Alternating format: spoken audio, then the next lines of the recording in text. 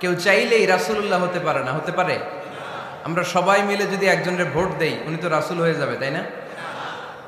হবে না? ভোট দিয়ে রাসূল বানানো যায় না? আমাদের মানব জাতির সাথে যদি জিন জাতি একাত্মতা পোষণ করে, মানব জাতি আর জিন জাতিও যদি ভোট দেয়, তাইলে তো রাসূল হবে। ফেরেশতারা যদি বলে আমরাও আছি সাথে, তাইলেও রাসূল বানানো যাবে না। তার মানে রাসূল ইলেকশনে হয় না, রাসূল হয় সিলেকশনে। আর সিলেক্ট করেন কে? আল্লাহু ইয়ালামু হাইসু ইয়াজআলু রিসালাতাহ। আল্লাহই ভালো জানেন তিনি কাকে রাসূল বানাবেন।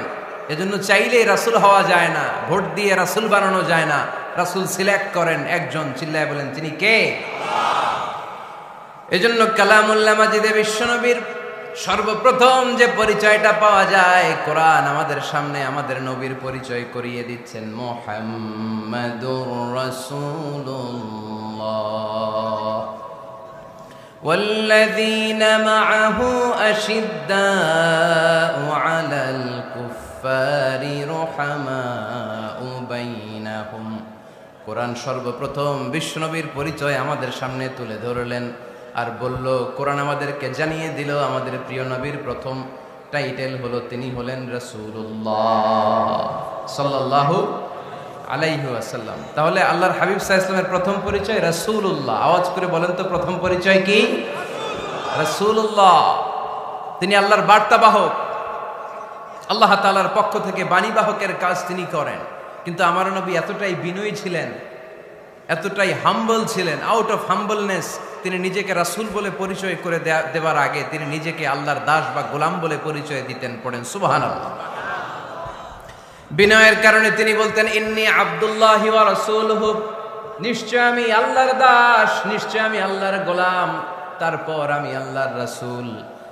আল্লাহর হাবিব যখন আল্লাহর কাছে দোয়া করতেন, আল্লাহর হাবিব বলতেন, আল্লাহুম্মা ইন্নী আবদুক ওয়া ইবনু আবদিক ওয়া ইবনু আমাতিক নাসিয়াতি বিয়াদিক। আল্লাহর হাবিব বলছেন, আল্লাহ আমি আপনার গোলাম, শুধু আমি আপনার গোলাম নই, আমি গোলামের ঘরের গোলাম। আল্লাহু আকবার।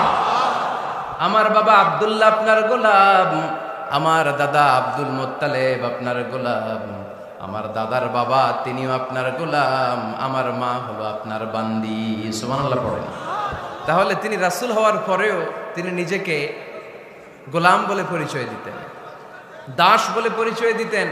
আমরাও যখন সালাতে তাশাহুদে পড়ি, আশহাদু আল্লা ইলাহা ইল্লাল্লাহ ওয়া আশহাদু আন্না মুহাম্মাদান আবদুহু ওয়া রাসূলুহু, তিনি আল্লাহর আবদ, তিনি আল্লাহর দাস, তারপরে তিনি আল্লাহর রাসূল।